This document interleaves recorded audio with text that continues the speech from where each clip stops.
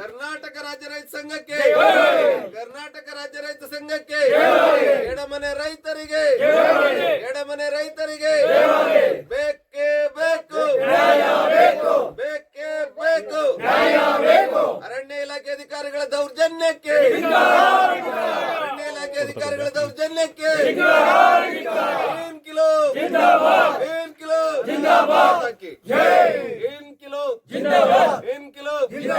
ಕರ್ನಾಟಕ ರಾಜ್ಯ ರೈತ ಸಂಘಕ್ಕೆ, ಕರ್ನಾಟಕ ರಾಜ್ಯ ರೈತ ಸಂಘಕ್ಕೆ.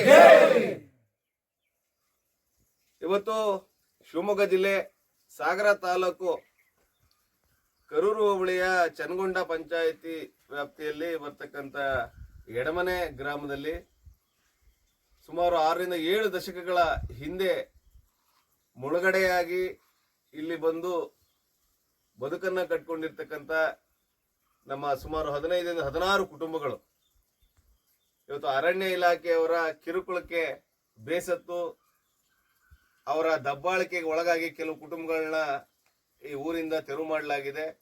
ಇನ್ನು ಉಳಿದಂತ ಕುಟುಂಬಗಳನ್ನು ಕೂಡ ತೆರವು ಮಾಡಲಿಕ್ಕೆ ದಿನನಿತ್ಯ ಅರಣ್ಯ ಇಲಾಖೆಯವರು ಪ್ರಯತ್ನ ಪಡ್ತಾ ಇರ್ತಕ್ಕಂಥ ಈ ಸಂದರ್ಭದಲ್ಲಿ ಅನೇಕ ಸಂಘ ಸಂಸ್ಥೆಯವರು, ರಾಜಕೀಯ ಕೆಲವು ಮುಖಂಡರುಗಳು, ಬೇರೆ ಬೇರೆ ಹೋರಾಟಗಾರರು ಎಲ್ಲರೂ ಕೂಡ ಈ ಊರಿಗೆ ಬರ್ತಾ ಇರತಕ್ಕಂಥ ವಿಚಾರ ತಿಳಿದು ನಮಗೂ ಕೂಡ ಆತಂಕ ಆಯಿತು. ನಮ್ಮವ್ರನ್ನ ರಕ್ಷಣೆ ಮಾಡ್ಕೊಳ್ಳೋ ದೃಷ್ಟಿಯಿಂದ ನಾವು ನಿನ್ನೆ ದಿನ ಈ ಗ್ರಾಮಕ್ಕೆ ಬಂದು ಇಲ್ಲಿ ವಾಸ್ತವ್ಯ ಹೂಡಿದ್ದೇವೆ. ಇಲ್ಲಿಯ ವಸ್ತು ಸ್ಥಿತಿಯನ್ನ ಸಂಪೂರ್ಣವಾಗಿ ಇವತ್ತು ತಿಳ್ಕೊಂಡು ಯಾವುದೇ ಕಾರಣಕ್ಕೂ ಇವರನ್ನ ಇಲ್ಲಿಂದ ಒಕ್ಕಲೆಬ್ಬಿಸಬಾರದು ಅನ್ನೋ ಒಂದು ಒತ್ತಾಯವನ್ನ ಆಡಳಿತಕ್ಕೆ, ಅರಣ್ಯ ಇಲಾಖೆಗೆ, ಸರ್ಕಾರಕ್ಕೆ ಮಾಡಲಿಕ್ಕೆ ಬಯಸ್ತೇವೆ.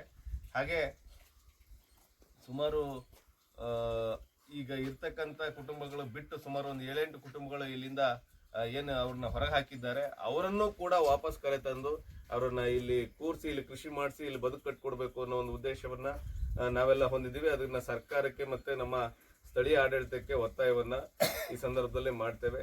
ಹಾಗೆ ಶಾಸಕರು, ನಮ್ಮ ಸಂಸದರು, ನಮ್ಮ ಜಿಲ್ಲಾ ಉಸ್ತುವಾರಿ ಮಂತ್ರಿಗಳು ಈ ಕೂಡಲೇ ಈ ಗ್ರಾಮಕ್ಕೆ ಧಾವಿಸ್ಬೇಕು. ಇಲ್ಲಿ ಬಂದು ಈ ಜನರನ್ನ ರಕ್ಷಣೆ ಮಾಡ್ಕೊಳ್ಳೋ ದೃಷ್ಟಿಯಲ್ಲಿ ಎಲ್ಲ ಅರಣ್ಯ ಇಲಾಖೆ ಅಧಿಕಾರಿಗಳಿಗೆ ತಮ್ಮ ಸೂಚನೆಯನ್ನ ಕೊಡಬೇಕು. ಅವ್ರಿಗೆ ತೊಂದರೆ ಕೊಡಬಾರದು ನಮ್ಮ ರೈತರಿಗೆ ಅಂತೇಳಿ. ಇಲ್ಲವಾದಲ್ಲಿ ನೀವೆಲ್ಲರೂ ಕೂಡ ನಿಮ್ಮ ಸ್ಥಾನಗಳಿಗೆ ರಾಜೀನಾಮೆ ಕೊಟ್ಟು ರಾಜಕೀಯ ನಿವೃತ್ತಿಯನ್ನ ಪಡಿಬೇಕು ಅಂತೇಳಿ ಈ ಸಂದರ್ಭದಲ್ಲಿ ಒತ್ತಾಯ ಮಾಡ್ತೇವೆ.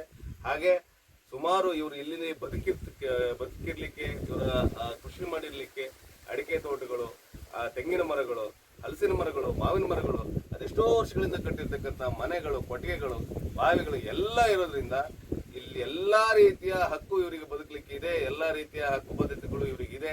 ಈ ಹಿಂದೆ ಕೊಟ್ಟಿರ್ತಕ್ಕಂಥ ನೋಟಿಸ್ಗಳು ಅದೆಲ್ಲದಕ್ಕೂ ಉತ್ತರವನ್ನು ಕೊಟ್ಕೊಂಡು ಬಂದಿದ್ದಾರೆ. ಹಾಗೆ 2012-13ರಲ್ಲಿ ACF ಅವರ ನ್ಯಾಯಾಲಯದಲ್ಲಿ ಇವರ ವಿರುದ್ಧ ಆದೇಶ ಮಾಡಿ ತೆರವು ಆದೇಶವನ್ನ ಮಾಡಿರ್ತಾರೆ. 2012-13ರ ಆದೇಶದ ಅನ್ವಯ 2026ರಲ್ಲಿ ಇವರನ್ನ ತೆರವುಗೊಳಿಸ್ಲಿಕ್ಕೆ ಅರಣ್ಯ ಇಲಾಖೆ ಅಧಿಕಾರಿಗಳು ಬಂದಿರತಕ್ಕಂಥದ್ದನ್ನ ನೋಡಿದ್ರೆ ಈ ತೆರವುಗೊಳಿಸ್ತಕ್ಕಂಥ ಮಲೆನಾಡಿಗರನ್ನ ತೆರವುಗೊಳಿಸ್ತಕ್ಕಂಥದ್ದು ವ್ಯವಸ್ಥಿತವಾದಂತ ಷಡ್ಯಂತ್ರ. ಅಂದ್ರೆ ಹಂತ ಹಂತವಾಗಿ ನಮ್ಮ ರೈತರನ್ನ ಈ ಮಲೆನಾಡಿಂದ ಬಿಡಿಸಿ ಹೊರ ಹಾಕ್ತಕ್ಕಂತ ಎಲ್ಲ ವ್ಯವಸ್ಥಿತ ಪಿತೂರಿಯು ಅರಣ್ಯ ಇಲಾಖೆ ಮಾಡ್ತಾ ಇದೆ. ಹಾಗಾಗಿ ಜಾಗೃತರಾಗಬೇಕು.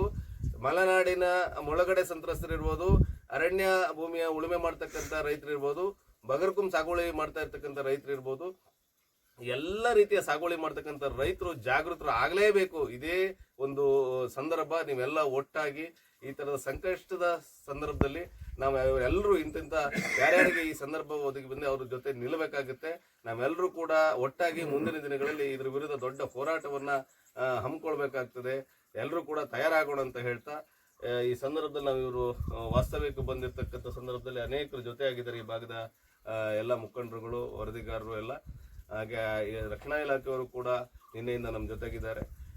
ಎಲ್ರಿಗೂ ಧನ್ಯವಾದಗಳನ್ನು ತಿಳಿಸಿ ನಾವು ಇವತ್ತು ಇಲ್ಲಿಂದ ತೆರಳ್ತೇವೆ. ಇಲ್ಲಿಂದ ತೆರಳಿ ಮತ್ತೊಮ್ಮೆ ಸಾಗರದಲ್ಲಿ ಒಂದು ಸಭೆ ಮಾಡ್ತೇವೆ. ಸಭೆ ಮಾಡಿ ಮುಂದಿನ ದಿನಗಳಲ್ಲಿ ಅಧಿಕಾರಿಗಳ ಈ ರೀತಿಯ ಕಿರುಕುಳಕ್ಕೆ ನಮ್ಮ ಜನಪ್ರತಿನಿಧಿಗಳು ನಮ್ಮ ರಕ್ಷಣೆಗೆ ಧಾವಿಸದೇ ಇರತಕ್ಕಂಥದ್ದು ವಿಚಾರದಲ್ಲಿ ಜನಪ್ರತಿನಿಧಿಗಳ ವಿರುದ್ಧವೇ ನಾವು ಇನ್ನು ಹೋರಾಟಕ್ಕೆ ಬೀದಿಗಿಳಿಯುವಂತ ಒಂದು ಯೋಚನೆಯನ್ನ ಮಾಡಿದ್ದೇವೆ. ಖಂಡಿತ ಸಾಗರ ಹೋಗಿ ಮುಂದಿನ ಸಭೆಯಲ್ಲಿ ಇದನ್ನು ಚರ್ಚೆ ಮಾಡಿ ತೀರ್ಮಾನವನ್ನು ತೆಗೆದುಕೊಳ್ತೇವೆ.